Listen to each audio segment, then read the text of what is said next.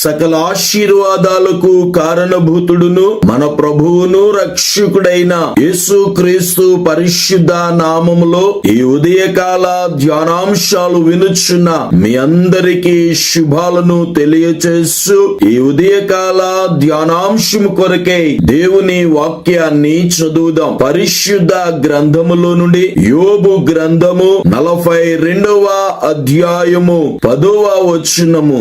మరియు యోబు తన స్నేహితుల నిమిత్తము ప్రార్థన చేస్తున్నప్పుడు యెహోవా అతని క్షేమస్థితిని మరలా అతనికి దయచేసెను. మరియు యోబునకు పూర్వము కలిగిన దానికంటే రెండంతలు అధికముగా యెహోవా అతనికి దయచేసెను.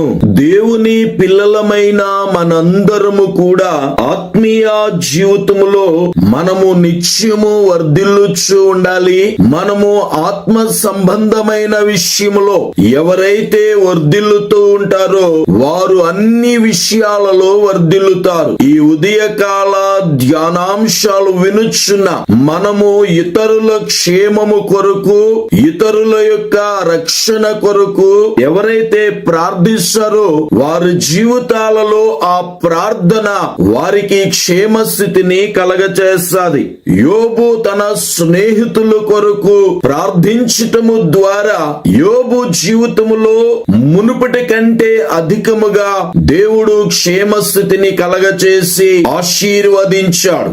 దేవునికి స్తోత్రం. ఈ దినాలలో అనేక మంది దేవుని యొద్దకు వస్తూ ఉన్నారు. వారు దేవుని యొద్దకు ఎందుకు వస్తున్నారు అని అంటే భూ సంబంధమైనటువంటి ఈవులను పొందడము కొరకు, వ్యాపారం బాగుండాలని, వ్యవసాయం బాగుండాలని, ఉద్యోగము రావాలని, వివాహము కావాలని, సంతానము కావాలని, ఆరోగ్యమును ఆర్థికమైన పరిస్థితులలో వారు వర్ధిల్లాలని, అభివృద్ధి చెందాలని ఆశతో దేవుని యొద్దకు వస్తున్నారు తప్ప ఆత్మీయంగా నేను బలపరచబడాలి, ఆత్మీయంగా నేను వర్ధిల్లాలి అని వచ్చేవారు ఈ దినాలలో కనబడడం లేదు. సహోదరి సహోదరుడా, మరి మనందరము కూడా ఇతరుల క్షేమము కొరకు, మనము అనేక ఆత్మల రక్షణ కొరకు ఈ అంత్య దినాలలో అనేక మంది విశ్వాసము నుండి తొలగిపోతూ ప్రార్థనా జీవితములో చలారిపోయి అనేక మంది పతనావస్థలో అనేక మంది నలిగిపోతూ ఉన్నారు. అలాంటి స్థితిలో ఉన్నవారు ఉజ్జీవింపబడినట్లు వారి కొరకు మనము ప్రార్థన చేయాలి. పరిశుద్ధ గ్రంథములో నుండి ఫిలిప్పీయులకు రాసిన పత్రిక 1వ అధ్యాయము 9వ వచనాన్ని చదువుదాం.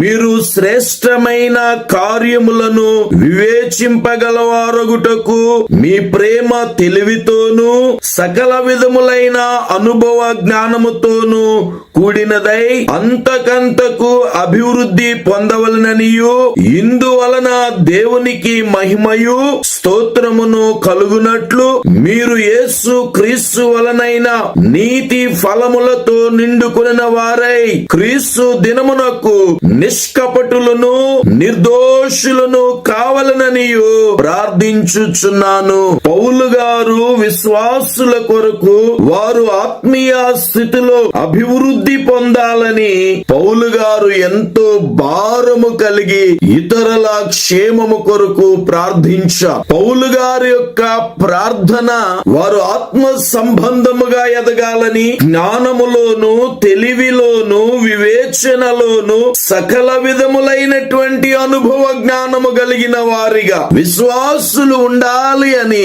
పౌలు గారు ప్రార్థన చేశారు. ఈ దినాలలో చాలా మంది ప్రార్థిస్తున్నారు. దేని కొరకు ప్రార్థిస్తున్నారు అని గనుక మనము ఆలోచిస్తే ఇతరుల యొక్క భౌతికమైన అవసరతల కొరకే ప్రార్థిస్తున్నారు. వారు లోక సంబంధమైన విషయాల కొరకే ప్రార్థన చేస్తున్నారు, కానీ వారు ఆధ్యాత్మికమైన స్థితి కొరకు ప్రార్థన చేయట్లేదు. కానీ పౌలు గారు ఆత్మ సంబంధముగా ఒక వ్యక్తి అభివృద్ధి చెందితే, ఆధ్యాత్మికమైన జీవితములో మనము గనక వర్ధిల్లితే మనము అన్ని విషయాలలో వర్ధిల్లుతామని దేవుని యొక్క లేఖనము తెలియచేస్తున్నట్లు ఈ కడవరి దినాలలో మీరందరూ ఆత్మీయంగా వర్ధిల్లాలని, అలాగూ ప్రార్థించగలిగినట్లు ప్రార్థనాత్మను దేవుడు ఈ ఉదయకాలము మనందరికి అనుగ్రహించునుగాక.